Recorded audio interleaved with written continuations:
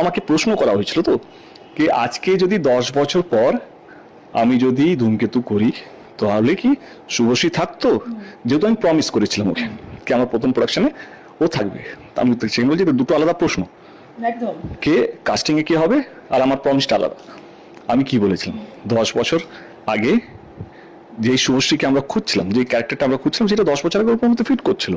আজকে যদি আবার কাস্টিং হয়, আমার মনে হয় কি ওর জায়গায় যদি অন্য কেউ রোল যদি করতে পারে, যে ওই ডিজার্ভিং হয়, আমরা তাকে অ্যাপ্রোচ করব।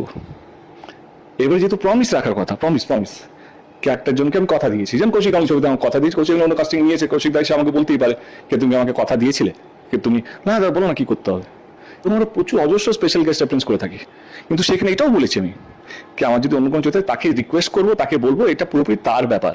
এবং সেখানে আমি একটা কথা বলেছি, আমি হয়তো দেবকেও রিপিট করতাম না, যে ধূমকেতু যদি আবার কাস্টিং করতে হয় সেখানে